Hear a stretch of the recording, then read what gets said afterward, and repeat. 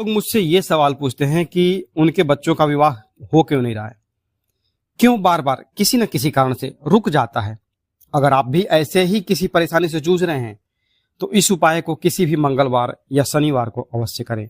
जो मैं आज आपको उपाय बताने वाला हूं, आप खुद देखेंगे, आप यकीन मानिए कि विवाह जल्दी ही होगा, जल्दी ही विवाह के रास्ते साफ होंगे और एक अच्छे घर से या तो लड़के का रिश्ता या फिर लड़की का रिश्ता आपके यहाँ आएगा ही आएगा। अगर आपके घर में जो आपका बेटा है उसके सिर पे शादी का सेहरा नहीं सज रहा है या फिर बेटी के हाथों में मेहंदी नहीं रच रही है तो बेटी के हाथ में पीले होंगे और आपके घर पे पुत्र वधू आएगी। अगर आप अपने बच्चों की जन्म कुंडली को ध्यान से देखें और उसमें आपको पता लगे कि कोई ग्रह दोष है तो उसका समाधान तलाशें। पर कभी कभी होता है ना कि जन्म कुंडली ही नहीं होती है तो हम दिखाएंगे भी क्या, उपाय करें तो करें क्या जब मेरे पास हथियार ही नहीं है। तो इस वीडियो के माध्यम से जो मैं आपको उपाय बताने वाला हूं वो उन लड़के लड़कियों के लिए है जिनकी शादी में देरी हो रही है, चाहे उनकी अरेंज मैरिज हो या फिर लव मैरिज हो या फिर उम्र बढ़ रही हो या फिर आपके विवाह में कोई ना कोई रुकावट आ रही हो। तो यह उपाय आपकी जिंदगी में बिल्कुल नई रोशनी लेकर के आएगा। यह उपाय बहुत ही आसान है और इसके लिए न तो ज्यादा खर्च करने की जरूरत है और ना ही कोई इस उपाय को करने में कठिनाई है। घर में इसे आसानी से कर सकते हैं, बस थोड़ी सी मेहनत चाहिए और श्रद्धा होनी चाहिए। सबसे पहले आपको क्या करना है, आपको एक पान का पत्ता ले लेना है। यदि आपको पान का पत्ता ना मिले तो आप बरगद के पत्ते का भी इस्तेमाल कर सकते हैं।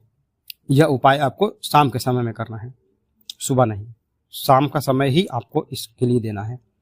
सबसे पहले इस पत्ते को साफ कर लीजिए और पत्ता वैसा लीजिएगा जो कहीं से कटा फटा ना हो, कहीं उसमें खंड ना हो, खंडित पत्ता ना हो। इसको अच्छे से साफ कर लीजिए पानी से धो धा करके। अब जो पत्ते का जो चिकना हिस्सा है ना उस पर सिंदूर से एक स्वास्तिक बना लीजिए। सिंदूर लाल रंग का रखिए, लाल रंग शुद्ध है ना, पवित्र है। हनुमान जी वाला भी सिंदूर आता है पर यहां पर आपको लाल वाला सिंदूर प्रयोग करना है, ठीक है। लाल वाले सिंदूर से स्वास्तिक बना लीजिएगा। स्वास्तिक बनाते समय कई लोग गलती करते हैं पर स्वास्तिक सही वाला बनाइएगा। चाहे तो आप कहीं से देख सकते हैं इमेज कैसा है, ठीक है। अब क्या करना है, इसको यह जो स्वास्तिक है माता पिता और बच्चों के विवाह के योग के लिए शुभ होता है। अब उस स्वास्तिक के ऊपर, जो पत्ते पे आपने स्वास्तिक बनाया है, उस पत्ते पे स्वास्तिक के ऊपर 7 काली मिर्च रखना है आपको।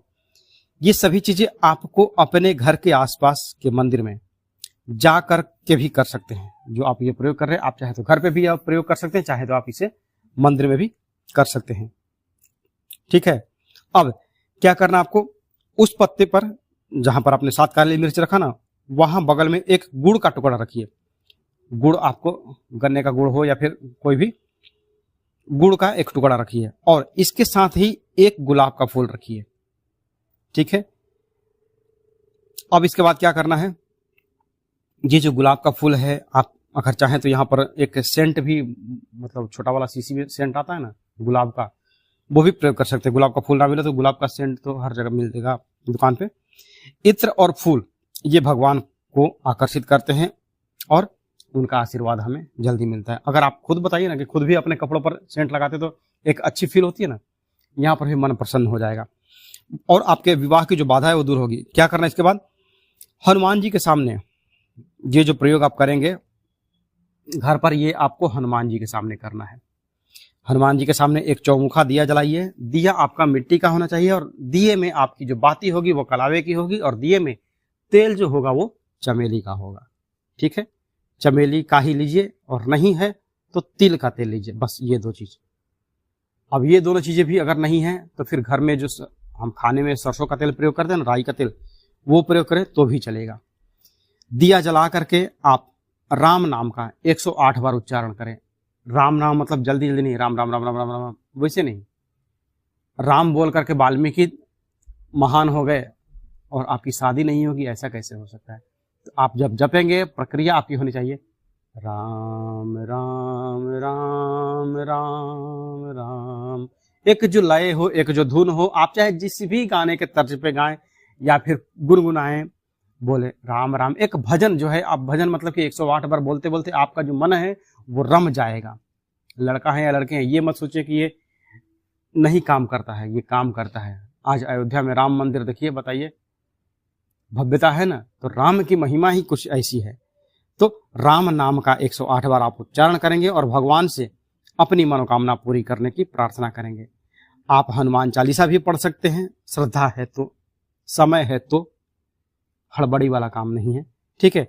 लेकिन राम का नाम 108 बार आपको लेना ही लेना है। उसके बाद आप चाहें तो एक बार हनुमान चालीसा पढ़ लीजिए, सुंदरकांड पढ़िए, हनुमानाष्टक पढ़िए, बजरंग बाण पढ़िए, ये आपकी श्रद्धा पर डिपेंड है। पर आपका काम केवल 108 बार राम नाम लेने से हो जाएगा, ठीक है। अब माता पिता यदि अपने बच्चों के लिए ये उपाय करें तो यकीन मानिए बहुत जल्दी ही विवाह के योग बनते हैं। हनुमान जी की कृपा से कोई भी संकट दूर हो सकता है। आपकी मेहनत और ईश्वर के आशीर्वाद से यह उपाय असरदार होता है।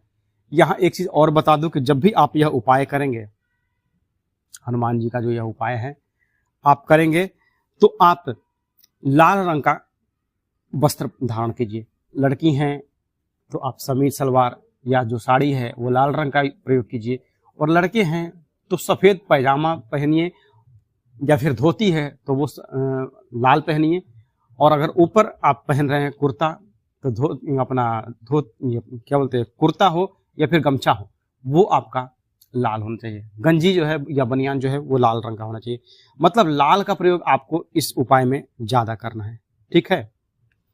और यह उपाय आपको मंगलवार को करना है। अब इसके बाद क्या करना है, अगला जो उपाय है उस उपाय में है कि एक पीपल का पेड़ का मैंने प्रयोग बताया है। हमारे धर्मशास्त्र में पीपल के वृक्ष को बहुत ही महत्वपूर्ण स्थान दिया गया है, और भगवान श्री कृष्ण ने भी गीता में कहा है, मैं सभी पेड़ों में पीपल हूं। इसका मतलब यह है कि पीपल की शक्ति अत्यंत महान है, और यही कारण है कि पीपल का पेड़ हमारे जीवन में शुभता और समृद्धि लाने के लिए एक अद्भुत माध्यम बनता है। पीपल का पेड़ 24 आवर ऑक्सीजन भी देता है ना। तो आइए जो मैं बताता हूं उपाय सरल, उसको जानते हैं। क्या करना आपको, पीपल का पेड़ आपको ऐसे मंदिर में खोजना है जहां पर कि यह शंकर जी के मंदिर के पास हो, या उनके प्रांगण में हो, या फिर विष्णु भगवान के मंदिर में हो, या फिर किसी भी देवी माँ के मंदिर के प्रांगण में हो, उनके बाउंड्री के अंदर होना चाहिए। अब आपको चाहिए लाल रंग का धागा और पीला रंग का धागा। अगर यह नहीं है तो आप मौली का प्रयोग कीजिए, क्योंकि उसमें लाल और पीला दोनों रंग का ही धागा होता है, ठीक है। अब तीसरा क्या चाहिए आपको, तीसरा चाहिए थोड़ा सा कच्चा दूध, और एक ग्लास जो पानी है ना वो मीठा होना चाहिए। मीठा आप चाहे तो उसमें शक्कर डाल सकते हैं, या फिर उसमें गुड़ डाल सकते हैं। शक्कर मतलब ये चीनी नहीं, ये जो सफेद चीनी जो हम खाते हैं ये मत प्रयोग कीजिएगा, इससे आपका प्रयोग सफल नहीं होता। इसके पीछे बहुत बड़ा रीजन है, ठीक है। तो आप गुड़ डालिएगा, ठीक है। और शक्कर मैंने कौन सा बोला, शक्कर जो फिल्टर नहीं होके आती है, वो शक्कर चीनी जैसी ही है, लेकिन चीनी साफ होके बनती है, ठीक है। और शक्कर आपको हल्का गंदा दिखेगा, मतलब हल्का ब्राउन कलर का, ठीक है। तो ये उपाय आपको करना है पूर्णिमा के दिन। इस उपाय को पूर्णिमा के दिन करना अत्यंत शुभ होता है, क्योंकि पूर्णिमा का चंद्रमा पूर्णता का प्रतीक है। नहा धो करके पूजा स्थल पर जाइए। आप चाहे तो उस दिन व्रत रख सकते हैं, उपवास कर सकते हैं, ठीक है। अब उस प्रांगण में, मंदिर के प्रांगण में पीपल के पेड़ के पास जाएं और पीपल के पेड़ को देखें और वहां पर 1 लोटा जल अर्पण करें। जल जो है उस जल में आपका गुड़ डाला हुआ होना चाहिए। जैसे मैंने बोला ना कि मीठा जल चाहिए, तो वो मीठे जल से 1 लोटा जल आपको पीपल के पेड़ में अर्पण करना है, मंदिर के प्रांगण में। अब उस पीपल के पेड़ पर आपको 9 परिक्रमा लगा करके धागा बांधना है। जो मौली आप लपेटेंगे वो 9 बार लपेटनी है। आप 9 बार परिक्रमा करेंगे पीपल के पेड़ की, या करेंगी, और आप मौली उसमें 9 बार लगाएंगी, ठीक है। अब वहां पर सरसों के तेल का दिया जला करके उसकी लौ के सामने बैठ करके आपको इस मंत्र का जाप करना है। जब मंदिर में लगा है तो वहां पर साफ सुथरा जगह होगा और वहां पर आप बैठ सकते हैं। अगर बैठने की जगह नहीं हो वहां पर पीपल के पेड़ के सामने, तो मंदिर के प्रांगण में ही ऐसी जगह पर बैठें जहां पर कि वो पीपल का पेड़ आपको दिखाई देता रहे, आपकी आंखों के सामने रहे, और वहां पर आप मंत्र बोलिए, ओम विष्णवे नमः, ओम नमो भगवते वासुदेवाय, ओम नारायणाय नमः। ये 3 मंत्र का एक मंत्र बनेगा। कैसे, ओम विष्णवे नमः, ओम नमो भगवते वासुदेवाय, ओम नारायणाय नमः, फिर रिपीट होगा, ओम विष्णवे नमः, ओम नमो भगवते वासुदेवाय, ओम नमो नारायणाय। ये मंत्र आपको स्क्रीन पर भी दिख जाएगा। ये मंत्र का 108 बार जाप करना है।